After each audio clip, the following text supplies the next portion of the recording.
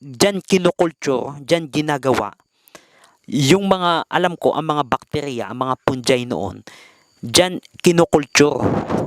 Ngayon, hinukay natin, hindi natin alam kung ano ba ang iniwan diyan at inilibing at naghihintay na mabuksan. Problema pa pag yung mga ganyan na pumutok, nasundot mo, ang baho. Talaga pag sumingaw, hilo talaga ang team natin mga kasama hunters. Japanese manuscript. Ang initial na observation ng ating mga kasama, ito ay instruction para sa tunnel na ito. Ngayon mga kasama hunters, ang focus ng ating team ay dito sa may left side. Kung inyong mapapansin mga kasama hunters, napakadami na. Ang daming bote. Actually, ang kalahati niyan, halos kalahating sako na. Nagaling dyan sa may left side na yan, nakuha na natin ang mga bote. Walang takip kasi ang takip na bulok. Yung takip na mga kulay itim, I think humalo na dito. Ang problema mga kasamang hunters, iyang mga bote na yan, yung mga bakal dyan na bulok na rin, yung laman ang winu-worry ng team natin, humalo sa lupa. Ang gagawin natin mga kasamang hunters yan, pinapala ng ating kasamang hunters. Pinapala. Ilalabas natin ito. Madami pa tayong kukunin sa loob. Itong left side na ito, kaya pinagpupukusan natin. Nakikita nyo yung napakadaming bote na yan. Yan ang gusto nating ubusin dito.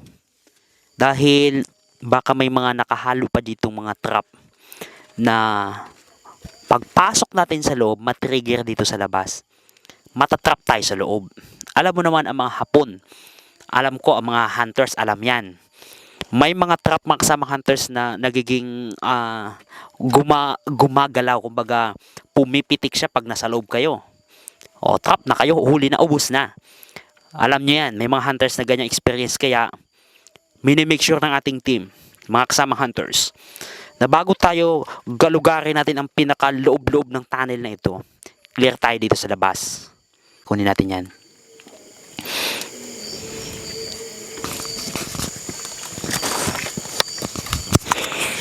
Ayan, hindi natin sure kung ano tong puti naman mga kasama hunters. Sinisikwat ng ating kasama hunters. Buti na transparent, may maliit na puti sa ilalim. Yan, kukunin ng ating kasama hunters. Ipakita mo dito. Kasi ang ginagawa natin dito sa may left side mga kasama hunters, clearing tayo. Kaya ngayon, unti-unti nating nakukuha uli ang iba pang mga markings yan. Ano ang nakita natin? Pakita mo dito dyan. Iharap mo dito yan. Kaya kung inyong makikita mga kasama hunters, bote. At may mga dots. Tama ba? Yan o. May mga bilog. Kaya kung inyong makikita mga kasama hunters, may 3 bilog. Markings yan mga kasamang hunters. Ngayon, nakuha natin yan doon. Kasama ng puti na yan. Nakasaksak sila dyan, nakasalampak sila dyan. Ngayon, nung kinuha natin at nilinis, mayroong Japanese manuscript. May 3 bilog. Simbolo yan mga kasamang hunters na mayroong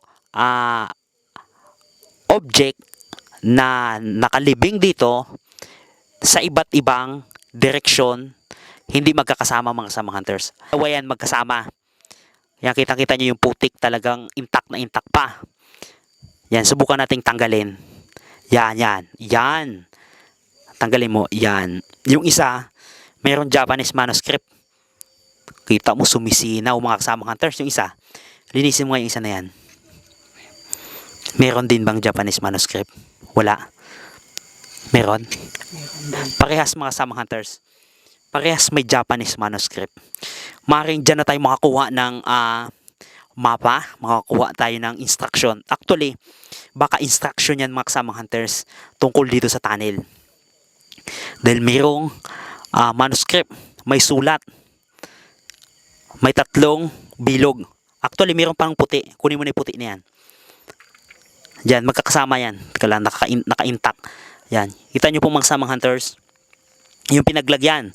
Kitang-kita nyo naman, talagang intact talaga. Yan, tingnan natin yan. Magkasama din ba? Yun. May kasama pang isang mga kasamang hunters, transparent na glass. kitang-kita nyo po mga kasama hunters, ang Japanese manuscript. Ang initial na observation ng ating mga kasama, ito ay instruction para sa tunnel na ito. At kita nyo rin may mga dots na, tatlong butas. Simbolo, may mga tatlong bilog. Simbolo ng mga object. At merong instruction. Ayan. At actually mga kasamang hunters, ipapabasa pa natin ito sa ating translator. Yang tatlo na yan, may mga Japanese manuscript. Gusto ko lang ipakita sa inyo mga kasamang hunters na sana instruction yan. Dahil may mga ganitong na-encounter ng ating team before. May kita mga kasamang hunters, itong buti na niingat-ingatan natin may laman, may lamang pula sa loob. May laman. Itong bote na ito na transparent, mukhang test tube. Kapag dito kayo sa actual mga kasama hunters, talagang nangangamoy ito, matapang. Nakuha natin doon mga kasama hunters sa doon. Ay actually may kaputol pa, naiwan doon. May lamang pula, kung inyong makikita mga kasama hunters, may lamang pula at medyo may amoy. Kaya nga ang gagawin natin, ilalabas natin itong mga kasama hunters dahil masyadong tinatalo nito yung hangin dito. Manipis na ang hangin dito. Sumabay pa yan. Makikita nyo po mga kasama hunters. Naglusutan na yung mga ugat ng kahoy. Dito kasi sa gubat natin na pinoposisyonan, may mga kahoy. Yan, may mga ugat ng kahoy. Palatandaan mga kasama hunters na itong hinuhukay natin, matagal na. Naglusutan na yung mga ugat ng kahoy eh.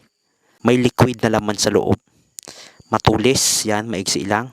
Pero manipis, kaya kunting kamali lang mga kasama hunters, pwede siyang pumutok, mabasag at tumalo dito sa lupa. Magkukos na naman ito ng panganib sa ating team. Mga lason dito sa may right side, sobrang selan, ang liliit, pero may mga lamang liquid. Kaya kung inyong makikita mga kasama hunters, yan, dobling ingat talaga tayo. Dahil once na natapon, yan, kita nyo may liquid. Yan, yung mga ganyan, pag nabasag natin, hahalo sa lupa, magiging panganib na uli sa team natin. Ito sa may ground, sa baba niya, kita nyo yung mga laso na napakaliliit. Yan kita nyo po, may mga liquid sa loob. Yan ang ating mga iniingatan mga kasama hunters. Dahil, ang problema pa, pag yung mga ganyan, pumutok, nasundot mo, ang baho. Talaga pag sumingaw, hilo talaga ang team natin mga kasama hunters sa liquid na yan. Talagang nagpo-pull out tayo at pinapasingaw natin. Kaya ang gamit ng ating kasama hunters, bamboo stick. If in case tamaan, hindi ganong mababasag. Maliban na lang kung nakadiin sa bato at nasundot, basag talaga. Sisingaw na ngayon. Pag singaw ngayon, atras yung ating team, papasingawin mo na. Or else kapag kaya ng ating hininga dahil medyo nakapasok naman yung fresh air, tinitiis natin, diretso.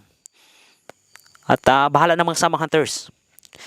Medyo risky, pero ganun talaga. Pag pinasok mo ang ganitong operation, alam naman namin ang consequence.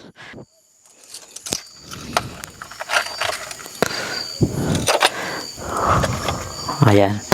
Ang inyong nakikita mga kasama hunters ay mga dish na bote. Petri dish, kung hindi ako nagkakamali. Actually, ginagamit yan sa mga pag-culture ng mga fungi o kung mayroong mang kinukulture dyan sa bote dyan inilalagay. At hindi natin alam ano ang mga nakalagay dyan. Ayan ba ay lason? Ang risky mga kasamang hunters, ang isa sa mga nakikita kong parang panganib dito sa ating operation ay yung mga laman ng bote. Hindi natin alam kung ano ang inilagay ng mga Japanese dyan noon at inilibing dito sa lupa. Dahil alam ko, yung mga ganyang bote mga kasamang hunters, ginagawan, dyan kinukulture, dyan ginagawa. Yung mga, alam ko, ang mga bakterya, ang mga fungi noon, dyan kinukulture. Ngayon, hinukay natin, hindi natin alam kung ano ba ang iniwan dyan at inilibing. At naghihintay na mabuksan.